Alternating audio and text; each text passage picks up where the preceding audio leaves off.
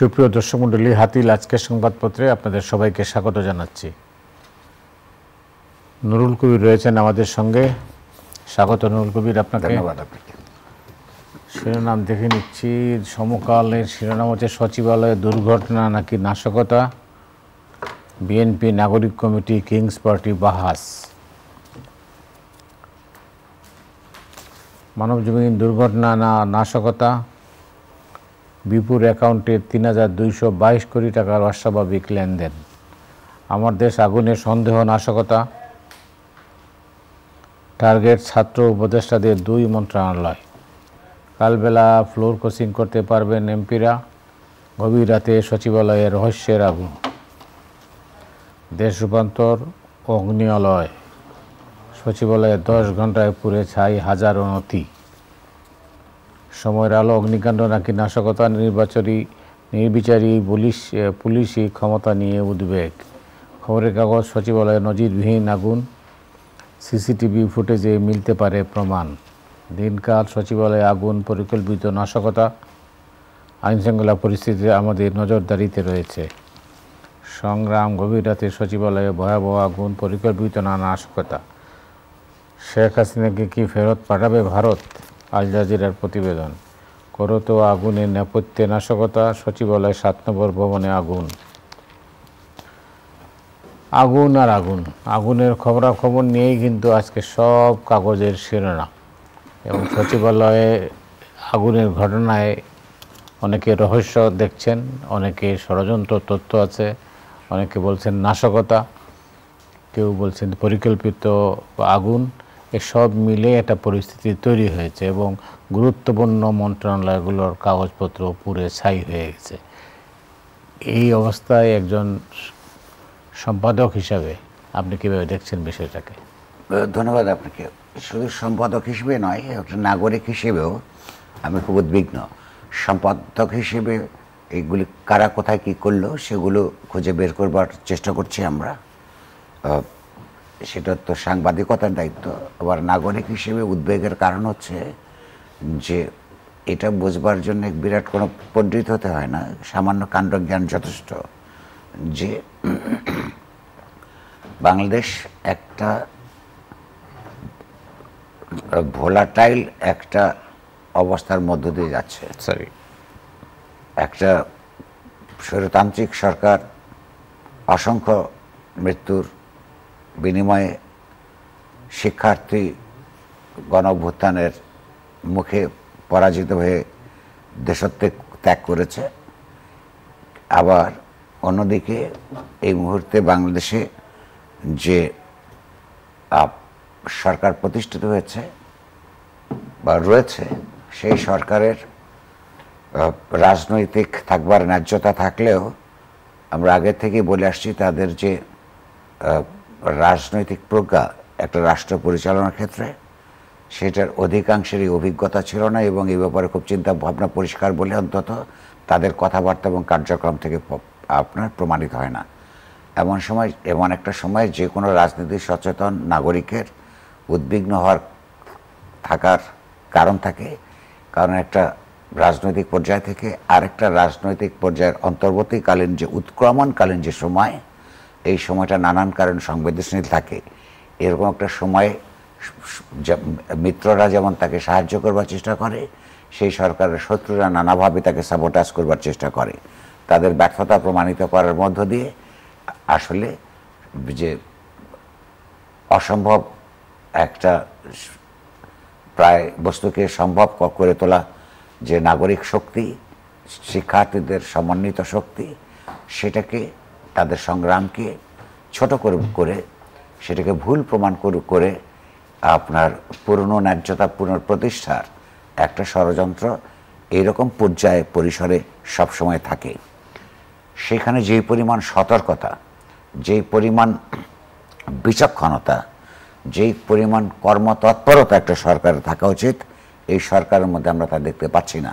এবং পাচ্ছি না বলেই বা সেইটা নেই বলেই এই ধরনের একটা অগ্নিকাণ্ড করতে পেরেছে। আপনি লক্ষ্য করুন, অগ্নিকাণ্ড একটা যে কোনো বড় ধরনের দুর্ঘটনায় কিংবা বড় ধরনের শত্রুতার মধ্যে বা সাবঅর্ডিনেটিং কোনো কাজের মধ্যে কারা করেছে এটা খুঁজে পাবার কতগুলি ক্রিমিনোলজিতে কতগুলি স্বাভাবিক প্রশ্ন থাকে, যে এর মধ্য দিয়ে কারা লাভবান হতে পারে। একটা হত্যাকাণ্ড হলো, কে লাভবান হলো, এই কথা থেকেই, এই ধারণা থেকেই এই যে কোনো আপনার ক্রাইমের একটা সূত্রপাত ঘটে শুরু হয়। আপনি লক্ষ্য করুন, দুটো বিশেষ বৈশিষ্ট্য আছে একটা এই অগ্নিকাণ্ডের। একটা হচ্ছে প্রধানত যেই সমস্ত মন্ত্রণালয়ের নথিপত্র এবং দলিলপত্র এই অগ্নিকাণ্ডের মধ্য দিয়ে ক্ষতিগ্রস্ত হয়েছে, তার মধ্যে একটা আপনার তথ্য প্রযুক্তি মন্ত্রণালয়, স্থানীয় সরকার মন্ত্রণালয় এবং আপনার যোগাযোগ মন্ত্রণালয়। গত 15 বছরের আওয়ামী লীগ সরকারের সময় তাদের বিরুদ্ধে যে লুটপাটের ভয়াবহ অভিযোগ আছে, সেই লুটপাটগুলি কোন কোন মন্ত্রণালয়কে কেন্দ্র করে বেশি হয়েছে। একটা হচ্ছে এই যে ব্রিজ কালভার্ট সহ নানা ধরনের আপনার কতগুলি স্ট্রাকচার তৈরি করার মধ্য দিয়ে, কনস্ট্রাকশনের মধ্য দিয়ে দুর্নীতি হয়েছে। একটা ব্রিজ পৃথিবীর অন্য জায়গায় যেই দামে আপনার তৈরি হয়েছে, বাংলাদেশে সেটাই আওয়ামী লীগ সরকারের সময় 3 গুণ বেশি খরচে তৈরি করা হয়েছে। ওই 2 গুণটা লুটপাট হয়েছে। আইসিটি মন্ত্রণালয়ের মধ্য দিয়ে, অর্থাৎ তথ্য প্রযুক্তি মন্ত্রণালয়ের মধ্য দিয়ে হাজার হাজার কোটি টাকা দুর্নীতি এবং তার বিরাট অংশ লোপাট হওয়ার কথা ইতিমধ্যেই নানান শ্বেতপত্রের মধ্যে, সরকারি উদ্যোগে যে শ্বেতপত্র গঠিত হয়েছে তার রিপোর্ট আমরা দেখেছি। আর সারা দেশে সরকারি টাকা, জনগণের উপকারের নামে সরকারি টাকা ব্যয়ের একটা অন্যতম বড় মাধ্যম হচ্ছে আপনার স্থানীয় সরকার মন্ত্রণালয়। অর্থাৎ লুটপাটগুলো যখন অনুসন্ধান চলছে, লুটেরাদের বিচারের জন্য যখন উদ্যোগ চলছে, তখন যখন এইসব মন্ত্রণালয়ের দলিলপত্র পুড়ে যায়, এইটার মধ্য দিয়ে লাভবান হওয়ার সম্ভাবনা সবচেয়ে বেশি হচ্ছে ওই সমস্ত লুটপাটের সঙ্গে বিগত সরকারের যারা জড়িত ছিল তারা হবে। চুরি বাটপারি এবং লুটের সাক্ষীগুলি, আপনার দালিলিক প্রমাণগুলো ধ্বংস হলে এই ধরনের লুটপাটের সঙ্গে যারা জড়িত থাকে তাদের লাভবান হওয়ার কথা। ফলে সরকার যখন একটা অনেকগুলি তদন্ত কমিটি হয়েছে, সেই তদন্ত কমিটিগুলো এই সম্ভাব্য লাভবান কারা হয়েছে সেই অনুযায়ী সূত্রপাত আপনার ইনভেস্টিগেশনগুলো শুরু করা দরকার। আপনি কিছু একটা বলতে চাইছিলেন? না, আমি বলতে চাচ্ছিলাম এইটাই যে এর দায়িত্ব যদি শুধু ষড়যন্ত্রকারীদের উপরেই ছেড়ে দেন, আমি আসছি না এটা এদের দায়িত্ব কি? আমি বলছি সেই জায়গায় এটাইতে আমি আসছি। প্রশ্ন হচ্ছে আপনাকে আপনার প্রশ্নকে আরেকটু জোরদার করবার জন্য বরং একটা নতুন তথ্য দিয়ে আলাপটা করি। আমি মোটামুটি নির্ভরযোগ্য একাধিক সূত্র থেকে জেনেছি যে এই ধরনের নানা দেশের নানা প্রান্তে অগ্নিসংযোগের ঘটনা ঘটার সম্ভাবনা আছে। সরকারের কাছে এরকম গোয়েন্দা রিপোর্ট ছিল। ফলে সরকারকে যেই পরিমাণ সতর্ক থাকা উচিত ছিল, যেই পরিমাণ দায়িত্ববান থাকা উচিত ছিল, আমরা এই ঘটনার মধ্য দিয়ে আমরা দেখছি, এটা ছাড়াও নানান জায়গায় আমরা দেখছি তার ফেলিউরগুলি, যেখানে সরকার যথেষ্ট দায়িত্বশীল, যথেষ্ট কর্তব্যপরায়ণ, যথেষ্ট তৎপরতা সম্পন্ন কর্মকাণ্ডের পরিচয় দিতে পারছে না। অধ্যাপক ইউনূস সাহেবের সরকারের যে মন্ত্রীরা, তারা এর চাইতে বেশি কতটুকু যোগ্যতা প্রদর্শন করতে পারবেন আমরা জানি না। সরকার প্রধানের উচিত হবে তার নিজের মনে এবং তার যারা পরামর্শদাতা, তার যারা শুভাকাঙ্ক্ষী, তাদের সঙ্গে চিন্তা করে বসে তার এই সরকারের মধ্যে রদবদল করবার দরকার আছে কিনা। কারণ তারা কতগুলি অত্যন্ত গুরুত্বপূর্ণ এলাকায়, জনস্বার্থ সংশ্লিষ্ট এলাকায় যেই পরিমাণ তৎপরতা দেখানোর দরকার, সেই রকম কোনো দৃশ্যমান তৎপরতা আমরা দেখছি না। আচ্ছা, যেমন দ্রব্যমূল্যের প্রশ্নে উনি নিজেই স্বীকার করছেন পারছেন না। যখন ধান ওঠে, চাল ওঠে নতুন, তখন যখন আপনার চালের দাম বেড়ে যায়, এটার মধ্যে নানা ধরনের শত্রুতা এবং নানা ধরনের কারসাজি থাকতে পারে। এটা তারা নিয়ন্ত্রণ করতে পারবেন না কেন? কিংবা আইন শৃঙ্খলা পরিস্থিতি দুই কারণে ক্ষতি হয়। দেশে অভাব অভিযোগ দেখা দিলে, কর্মসংস্থানের অভাব থাকলে আপনার ছোট ছোট অপরাধ বেড়ে যায়। আচ্ছা, বাংলাদেশে যদি নিজেই বলেন, আপনার বলেছেন সরকার, এখানে ইনফ্লেশনের কারণে মানুষের প্রকৃত আয় কমে গেছে, কিন্তু জিনিসপত্রের দাম বেড়ে গেছে। ফলে গরিব মানুষ যারা, তাদের একটা বিরাট অংশ স্বভাববশত না হয়েও অভাববশত তার জীবন পরিচালনার জন্য ছোট ছোট ক্রাইমের মধ্যে লিপ্ত হয়। তো একদিকে সেই ক্রাইমগুলি সচেতনভাবে আপনার নিরোধ করার চেষ্টা করা দরকার, অন্যদিকে যে সমস্ত কারণে এই ঘটনাগুলি ঘটছে সেগুলোর আপনার অর্থনৈতিক নীতিমালার মধ্য দিয়ে সেগুলোর সমাধান করার চেষ্টা করা উচিত। আমরা এটা পর্যাপ্ত পরিমাণে দেখছি না। তৃতীয়ত, এই সরকারের বিরুদ্ধে আপনি যদি সাধারণ মানুষের সঙ্গে কথা বলেন, দেখবেন একটা এখানে ওখানে শোনা যায়, দেখা যায় পত্রপত্রিকায় রিপোর্ট হওয়া শুরু হয়েছে, এগুলো আগামী দিনে বা কয়েক সপ্তাহের মধ্যে এগুলো বাড়বে। যেই আওয়ামী লীগ সরকারের বিরুদ্ধে হাট বাজার নানা কিছু আপনার দখল করে, কিংবা এই বাস টার্মিনাল, লঞ্চ টার্মিনাল ইত্যাদি দখল করে রাস্তাঘাটে আপনার চাঁদাবাজির কারণে জিনিসপত্রের দাম বেড়েছে। আওয়ামী লীগ সরকারের পতনের পর আওয়ামী লীগের অধিকাংশ চাঁদাবাজ, গুন্ডা বদমাইশ এগুলি পালিয়ে গেছে, কিন্তু সেই সমস্ত জায়গাগুলি এখন শূন্য নাই। কারা দখল করলো, কারা চাঁদাবাজি করছে, এটা সরকার খুব ভালো করে জানে, আমরাও জানি। বাইরে যারা রাজনৈতিক দল আছে এবং নতুন রাজনৈতিক দল যারা করছেন, তাদের প্রত্যেকেই কম বেশি মাত্রায় এইগুলো অপকর্মের মধ্যে তৎপর হয়ে উঠেছে। সরকার তাদেরকে কাউকে গ্রেফতার করে না কেন?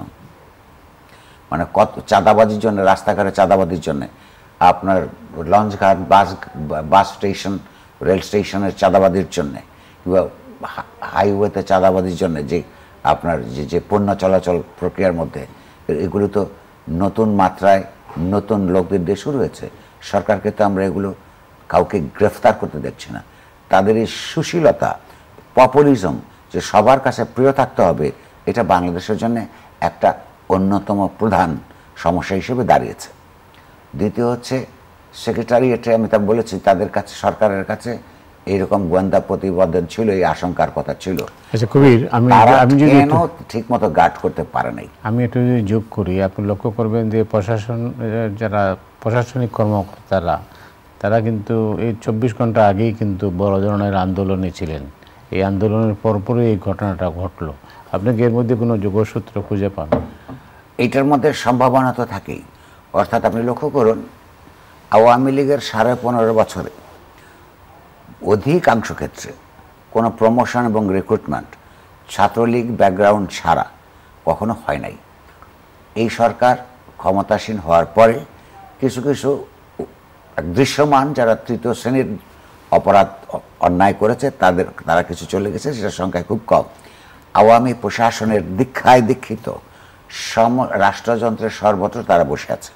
এটা আপনি আর আমি যেমন জানি, তাহলে সরকারও জানে, না জানবার কোনো কারণ নাই।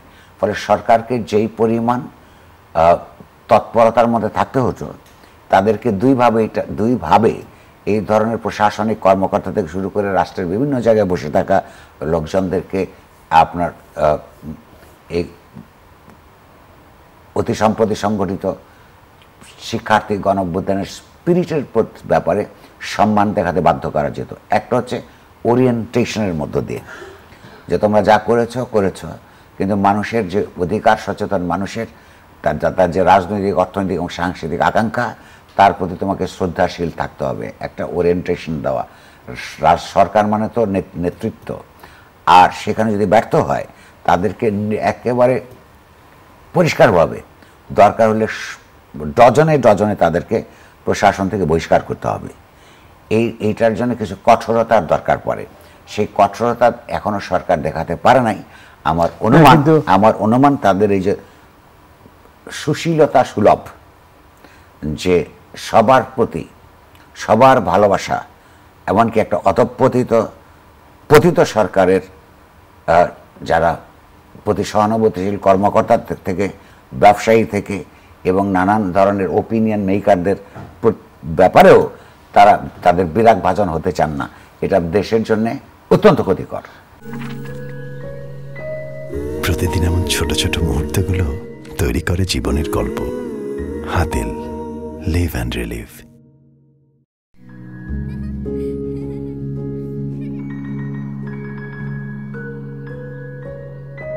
প্রতিদিন এমন ছোট ছোট মুহূর্তগুলো তৈরি করে জীবনের গল্প। Hatil, live and relive. Kabir, আমি দিনের শেষে কাউকে না কাউকে তো দায়িত্ব নিতে হবে। সরকারকেই প্রধান দায়িত্ব নিতে হয়। সরকার তো নিচ্ছে না।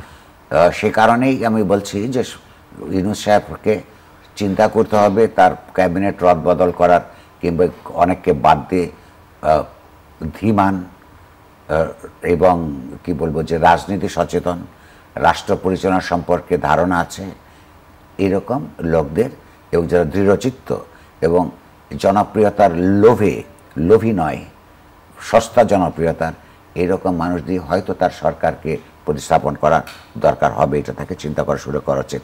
কারণ এদেশে শত শত মানুষের আত্মত্যাগ, হাজার হাজার মানুষের পঙ্গুত্ব বরণের মধ্য দিয়ে 10টা 15টা বা 20টা লোকের জনপ্রিয়তা অর্জনের রাজনীতি কায়েম করবার জন্যে এই পরিবর্তন হয় নাই। পরিবর্তনের এই পিছনে যে মানুষের গণতান্ত্রিক আকাঙ্ক্ষা, মানুষের লুটপাট বিবর্জিত অর্থনীতি এবং এই যে ইন্টিমিডিয়েশনের যে সংস্কৃতি সারা দেশব্যাপী মানুষের চালু হয়েছিল, ওই থেকে মুক্তির জন্য মানুষ লড়েছে, মরেছে এবং পঙ্গুত্ব বরণ করেছে। তাদের প্রতি সুবিচার করা সরকার দায়িত্ব। না যদি তারা করতে পারে সেটার জন্য তাকে আবার জবাবদিহিতার মুখোমুখি হতে হবে। সেইটা যাতে না হতে হয় সেই ব্যাপারটা তাদের নিজেদের স্বার্থেই, ইতিহাসের প্রতি জাস্টিস করার স্বার্থেই তাদের সমস্ত কর্মকাণ্ডের গত 4 মাসের পুনর্বিবেচনা করা উচিত। এখানেই শেষ কিনা? পরিস্থিতি যেদিকে যাচ্ছে তাতে তো মনে হচ্ছে না এখানেই শেষ। ওয়েল, এই মুহূর্তে সরকার তো রুটিন কাজ ছাড়া তার কিছু করার নাই। তারা বলেছে সংস্কার প্রস্তাবগুলি আসলে রাজনৈতিক দলগুলোর সাথে সমঝোতার ভিত্তিতে তারা সংস্কার কর্মকাণ্ড শুরু করবেন। তার শেষে এক নির্বাচনের মধ্য দিয়ে নির্বাচিত সরকারের কাছে ক্ষমতা হস্তান্তর করে তারা চলে যাবেন। তাহলে ওই সংস্কার প্রস্তাব সবগুলো আসে নাই। কিছু কিছু ক্ষেত্রে আসবার আগেই তার বিরুদ্ধে সংগ্রাম শুরু হয়েছে, যেমন প্রশাসনিক কর্মকর্তারা। তো এই রুটিন কাজটাই তো তারা করতে পারছেন না। এত সংস্কার আমাদের বদলানোর জন্য, তার সরকার বদলানোর জন্য, মন্ত্রীদের বদলানোর জন্য আমাদের কথা বলতে হবে। কারণ এটা তো তাদের কারোর ব্যক্তিগত ব্যাপার না, একটা জাতিগত স্বার্থের ব্যাপার। ইয়ার্কি মারার ব্যবস্থা নাই কোনো। অনেক মানুষ আত্মদান করেছে, বহু মানুষ এখনো পর্যন্ত হাসপাতালের মধ্যে পুরোপুরি চিকিৎসা পাচ্ছে না, নানান অঙ্গ প্রত্যঙ্গ হারিয়েছে তরুণ তরুণীরা। হ্যাঁ, তাদেরও তো ঠিক মতন আপনার চিকিৎসা হচ্ছে না বলে অভিযোগ আছে। ফলে আমি মনে করি যে সরকারকে প্রয়োজনে কঠোরভাবে আপনার সিদ্ধান্ত গ্রহণ প্রক্রিয়ায় অভ্যস্ত হওয়ার জন্যে প্রস্তুত হতে হবে। তারা যদি না পারেন তাহলে তাদেরকে যারা যারা পাচ্ছেন না, যার যার ক্ষেত্রে তাদের সিম্পলি পদত্যাগ করে নিজেদের প্রতি নিজেদের আত্মসম্মান রক্ষা করা এবং যে ঐতিহাসিক অভিযাত্রার একটা সুযোগ তৈরি হয়েছে সেটার প্রতি বিচার করে তাদের চলে যাওয়া উচিত। বাংলাদেশের এই এত লক্ষ লক্ষ কোটি কোটি মানুষের প্রতি আপনার অবিচার করবার তাদের কোনো অধিকার নাই। এই যখন অবস্থা তখন আমরা দেখছি দেশটা উল্টো পথে যাত্রা শুরু করেছে। মানে কি? আপনি ধরেন অতীত নিয়ে আমরা ঘাটাঘাটি করি না ঠিক, কিন্তু অতীতকে বাদ দিয়ে তো মানে অতীত অত্যন্ত গুরুত্বপূর্ণ। আমি যদি আপনার ইঙ্গিত বুঝে থাকি, রাজনৈতিক দার্শনিকভাবে কিছু কিছু দিক আমরা যাবার উপক্রম করার চেষ্টা করছে অনেকে। বাংলাদেশের জন্ম 1971 সালে একটা সশস্ত্র জনযুদ্ধের ভেতর দিয়ে। সেই জনযুদ্ধের অঙ্গীকার হচ্ছে, ঐতিহাসিক অঙ্গীকার হচ্ছে এখানে একটা গণতান্ত্রিক রাষ্ট্র প্রতিষ্ঠিত হবে, যে গণতান্ত্রিক রাষ্ট্রের সার্বভৌমত্ব জনগণের হাতে থাকবে, জনগণের কাছে থাকে, যেখানে একটা রাষ্ট্র পরিচালিত হবে যথাযথ গণতান্ত্রিক পদ্ধতিতে নির্বাচিত জনপ্রতিনিধিদের দিয়ে। এটা হচ্ছে, এবং যেখানে সেই সরকারের দায়িত্ব হবে একটা সমতাভিত্তিক একটা ন্যায়পরায়ণ সমাজ প্রতিষ্ঠা করা, যেখানে প্রতিটা নাগরিকের ধর্ম, বর্ণ, শ্রেণী, লিঙ্গ নির্বিশেষে প্রতিটা নাগরিকের আপনার মানবিক মর্যাদা প্রতিষ্ঠিত হবে। সাম্প্রতিককালে আমরা কিছু কিছু কথাবার্তা শুনতে পাচ্ছি, আমি যদি আপনার কথাটা বুঝে থাকি, পিছনের দিকে যাচ্ছে। যেমন যারা কট্টর ডানপন্থী কিছু রাজনৈতিক সংগঠন বাংলাদেশের ইতিহাসকে নতুন করে বিকৃত করবার চেষ্টা করছে তাদের লাইনে ভিন্নভাবে, যেমন আওয়ামী লীগ করেছিল তাদের লাইনে ভিন্নভাবে। এটা আগেও একদিন আলাপ করেছিলাম। যেমন ধরুন, এক ভদ্রলোককে বলতে শুনলাম, ওনার গলায় জোর আছে, হ্যাঁ, ভাষার দৃঢ়তা আছে, কিন্তু তার ইতিহাস বর্ণনার ক্ষেত্রে বিভ্রান্তিকর এবং অনৈতিহাসিক কিছু বক্তব্য দেখতে পেলাম। বলছেন যে তিনি 16ই ডিসেম্বরকে বাংলাদেশের বিজয় দিবস হিসেবে মানেন না। এটা হলো পিছনে চলে যাওয়া। 16ই ডিসেম্বর অবশ্যই বাংলাদেশের বিজয় দিবস। পাকিস্তানি হানাদার বাহিনী বাংলাদেশের মানুষের নির্বাচনী রায়কে উপেক্ষা করে সশস্ত্রভাবে আক্রমণ করবার পর এদেশের তরুণ তরুণীরা বিশেষত এবং শেষ পর্যন্ত সমস্ত জনগোষ্ঠী হানাদার পাকিস্তানি গোষ্ঠীকে বিতাড়িত করে আপনার স্বাধীন বাংলাদেশ প্রতিষ্ঠার জন্য যুদ্ধ করেছে। লক্ষ লক্ষ মানুষের আত্মদান আছে এবং 16ই ডিসেম্বরে পাকিস্তানি বাহিনী পরাজিত হয়েছে। প্রথম কথা হচ্ছে, সেই পাকিস্তানি বাহিনীর পরাজয়টাই হচ্ছে বাংলাদেশের রাষ্ট্রের বিজয় সূচনা করেছে। সেইখানে বিতর্ক আছে, সেইটা বাংলাদেশের বিজয় সম্পর্কের নয়। সেখানে হচ্ছে ভারত বাংলাদেশের বিজয়কে নিজের জাতীয় প্রয়োজনে ব্যবহার করবার জন্যে এইখানে আপনার বাংলাদেশের প্রধান সেনাপতিকে রাখতে দেয় নাই আপনার বিজয় দিবসের যে আত্মসমর্পণ দলিলে। সেইটার জন্যে যেমন আমার কাছে জিজ্ঞেস করলে আমি বলবো, আমি বলেওছি, লিখেওছি যে বাংলাদেশের বিজয়ের উপর বিজয় দিবসে স্বাধীনতার সনদ আপনার যেই দিন বাস্তবে প্রতিষ্ঠিত হয় 16ই ডিসেম্বর, সেটাকে ভারতীয় উপস্থিতির কারণে এবং ভারত যেভাবে এটাকে ম্যানিপুলেট করেছে সেটার কারণে একটা আগলি বার্থমার্ক থেকে গেছে। প্রত্যেকটা মানুষের যেমন জন্মদাগ থাকে, আমাদের এইটা একটা কুৎসিত জন্মদাগ, যা দাগ হিসেবে থেকে গেছে। কিন্তু সেটার অর্থ এই নয় যে বাংলাদেশের মুক্তিযোদ্ধারা পাকিস্তানি বর্বর আগ্রাসী এবং হানাদার বাহিনীকে পরাজিত করে নাই। যারা বলে বা প্রচার করতে চায় যে 16ই ডিসেম্বর তারা বিজয় দিবস মানেন না, এই বয়ানটা আসলে পাকিস্তানের এবং ভারতের, এটা বাংলাদেশের বয়ান না। বাংলাদেশের মুক্তিযোদ্ধারা প্রধানত তাদের রক্তের বিনিময়ে বাংলাদেশ স্বাধীন করেছে। সেইটার উপমহাদেশের রাজনীতিতে প্রাধান্য বিস্তার করবার অপপ্রয়াস হিসেবে ভারত এইটাকে তার বিজয় হিসাবে দেখাতে চায় সে পাকিস্তানের বিরুদ্ধে। এটাকে আমাকে মানতে হবে। তাহলে তারা যারা এটা বলছেন তারা তো ভারতের বয়ানকেই আসলে শক্তিমান করছেন। পাকিস্তানের এই বয়ান, পাকিস্তান কেন 16ই ডিসেম্বরকে ভারতের মধ্যে যুদ্ধের পরাজয় হিসেবে দেখে? কারণ তারা এই দেশের যারা নন মার্শাল রেস হিসেবে তারা এই দেশে প্রচার করত, অপপ্রচার করত, তাদের কাছে লুঙ্গি পরা, হাফ প্যান্ট পরা মুক্তিযোদ্ধাদের কাছে পাকিস্তানের এত বড় প্রফেশনাল সশস্ত্র বাহিনী পরাজিত হয়েছে, এই গ্লানি থেকে মুক্তির জন্য তারা আপন দেশে প্রচার করে বেড়ায়, মুক্তিযোদ্ধাদের কাছে নয়, ভারতীয় সেনাবাহিনীর কাছে তারা আত্মসমর্পণ করতে বাধ্য হয়েছে। ভারত আমাদের মুক্তিযুদ্ধকে ছোট করে এখানে তার আধিপত্য কায়েম করবার জন্যে রাজনৈতিক এবং সাংস্কৃতিক বলে বেড়ায় যে ওইটা বাংলাদেশের বিজয় নয়, বিজয় দিবস নয়, আমাদের বিজয়, অর্থাৎ ভারতের বিজয়। তো যারা এখানে বলছেন যে বাংলাদেশের বিজয় দিবস হিসেবে মানেন না, তারা ভারত এবং পাকিস্তানের যে ইতিহাসের বয়ান সেটাকে শক্তিমান করে তুলছেন। এইটাকে বাংলাদেশের মুক্তিযুদ্ধকে অপমান করছেন। এই অপমান করবার এবং সেই ঐতিহাসিক যে আমাদের যে মানুষের আত্মত্যাগ, তাকে ছোট করবার অধিকার তাদের নাই। এই আরেক গ্রুপ কঠিন আপনার ডানপন্থী ধর্মাশ্রয়ী রাজনৈতিক দল জামাত ইসলাম, যারা বাংলাদেশের সশস্ত্র স্বাধীনতার যুদ্ধের বিরুদ্ধে গিয়ে পাকিস্তানকে কায়েম রাখতে চেষ্টা করেছিল বাংলাদেশের স্বার্থের বিরুদ্ধে, তার নেতা জেনারেল সেক্রেটারি জেনারেল তিনি আরেক বক্তৃতা দিয়েছে, শুনে খুব হাসি পেল। কারণ মানুষ যত ইতিহাস চর্চা যে দেশে কম এবং স্মৃতিশক্তি যখন দুর্বল হয়ে পড়ে, তাদেরকে নানানভাবে বিভ্রান্ত করবার জন্যে অসত্য নানান বয়ান আবার চালু রাখে চালাক রাজনীতিকরা। চালাকি কোনো কাজের কথা নয়।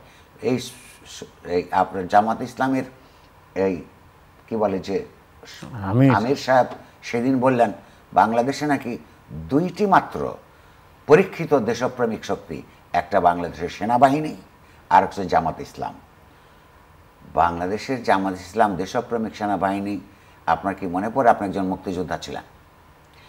এই বাক্যটা হুবহু পাকিস্তানের বিরুদ্ধে বাংলাদেশের সশস্ত্র মুক্তিযুদ্ধের সময়ে গোলাম আজম বলে বেড়াতেন যে পাকিস্তানি সশস্ত্র বাহিনী আর হচ্ছে জামাত ইসলাম পাকিস্তান রক্ষার পক্ষে এক পরীক্ষিত দেশপ্রেমিক শক্তি। সেই বয়ানটা হুবহু একটা নতুন পরিস্থিতিতে 1971 সালের 16ই ডিসেম্বরে সৃষ্ট নতুন পরিস্থিতিতে জামাতে ইসলাম যে সেই 16ই ডিসেম্বর তৈরি হওয়ার বিরুদ্ধে কাজ করেছে, যাদের বিরুদ্ধে দল হিসেবে যাদের বিরুদ্ধে আপনার মানবতা বিরোধী কাজের জন্যে যাদের বিচার হওয়া উচিত, তারা স্বাধীন বাংলাদেশে বলছে বাংলাদেশে নাকি তারা দেশপ্রেমিক শক্তি। আর সব যে রাজনৈতিক শক্তি তারা কেন প্রতিবাদ করছে না আমি বুঝতে পারছি না। আর যারা রাজনৈতিক শক্তি আছে, যারা এই দেশের গণতন্ত্রের জন্য লড়াই করেছে, যারা এই দেশের এক স্বাধীনতা যুদ্ধের জনস্বার্থপরায়ণ স্পিরিট বাস্তবায়ন করবার জন্যে 53 বছর ধরে লড়াই করছে, তারা নয়, যারা যে স্বাধীনতা যুদ্ধের বিপক্ষে ছিল তারা নাকি পরীক্ষিত দেশপ্রেমিক শক্তি। এবং ইউনূস নিজে কিন্তু একদিন এই অর্থে মুক্তিযোদ্ধা, কারণ উনি যখন বিদেশে ছিলেন তখন কিন্তু আন্তর্জাতিক জনমত গঠন করবার ক্ষেত্রে যারা সবার আগে আপনার মুক্তিযুদ্ধের পক্ষে কাজ করা শুরু করেছিলেন ইউনূস কিন্তু তাদের একজন। তিনি নিজে কিভাবে এই সমস্ত লোকজনের সঙ্গে বৈঠক করেন কিংবা প্রতিবাদ করেন না, কিংবা তাদের রাজনীতি বিকাশের পথকে আপনার নিরুপদ্রব রাখেন, সেটা চিন্তা করে আমি যেমন একদিকে স্তম্ভিত হই, আরেকদিকে এই 2024-এর মহান শিক্ষার্থী গণঅভ্যুত্থানের যারা ছাত্র নেতৃত্ব, তারাই বা কী করে এই সমস্ত রাজনৈতিক দলের সঙ্গে সখ্যতা বোধ করেন বা ওই রকম ভাষায় ডানপন্থী ভাষায় কেউ কেউ কথা বলেন, এইটা দেখেও কিন্তু আমরা আশ্চর্য হই। এ কারণে যে তারা যথার্থই কিন্তু যে ন্যারেটিভটা তৈরি করবার চেষ্টা করছেন, যেই 24 সালের ছাত্র গণঅভ্যুত্থানের মধ্য দিয়ে তারা কি করতে চান, অর্থাৎ 1971 সালে বাংলাদেশের মুক্তিযুদ্ধের যে গণচেতনা, সেটা যেহেতু এখনো পর্যন্ত বাস্তবায়িত হয় নাই, তারই একটা অংশ হিসেবে ধারাবাহিকতা হিসেবে 24-এ ওই আকাঙ্ক্ষা নিয়েই যে তারা নেতৃত্ব দিয়েছেন আন্দোলনের, তারা সেটা বাস্তবায়ন করতে চান। কিন্তু বাস্তবে আমি দেখতে পাই এই যে সমস্ত লোকজনের কথা বললাম, তাদের সাথে আমরা ছবি দেখতে পাই, হাস্যোজ্জ্বল মুখ চিত্র দেখতে পাই এবং তাদের সঙ্গে বসে মিটিং করতে দেখি, তাহলে এই ছাত্র নেতৃত্বকেও পরিষ্কারভাবে প্রমাণ করতে হবে যে মানুষ যে আত্মদান করেছে তাদেরই নেতৃত্বে সংগঠিত আন্দোলনে তাদের স্পিরিটকে তারা কতটা সম্মান করেন। যদি সম্মান করেন তাহলে 71-এর পরাজিত এই জামাত ইসলামী এবং তাদের অফশুট যে সময় সংগঠন আছে এই দেশে চিৎকার করে কীভাবে বলে 16ই ডিসেম্বর তিনি বিজয় দিবস মানেন না, কিংবা জামাত ইসলাম আর বাংলাদেশ সেনাবাহিনী ছাড়া, বাংলাদেশ সেনাবাহিনীর সঙ্গে তো জামাত ইসলামের তুলনাই হতে পারে না। বাংলাদেশ সেনাবাহিনী মুক্তিযুদ্ধের ভেতর দিয়ে সংগঠিত গড়ে উঠেছে, যুদ্ধের রণাঙ্গনে বাংলাদেশের সেনাবাহিনী গড়ে উঠেছে, যেই সেনাবাহিনীর প্রতিটি সদস্যকে সেই দিন জামাত ইসলামী এবং তার যে দোসর পাকিস্তানি সশস্ত্র বাহিনী পেলেই হত্যা করত, তার সঙ্গে নিজের তুলনা তাকে কিভাবে করে, এটা একটা বেয়াদবি, ঐতিহাসিক বেয়াদবি। এগুলির জবাবদিহিতা এই ছাত্র নেতৃত্বকে চাওয়া দরকার। অন্য একদিন আলোচনা করা যাবে। অনেক অনেক ধন্যবাদ আপনাকে কবির। ধন্যবাদ। দর্শক মণ্ডলী, আজ রাতের মতো এখানে বিদায় নিচ্ছি। আগামীকাল আবার দেখা হবে। শুভরাত্রি।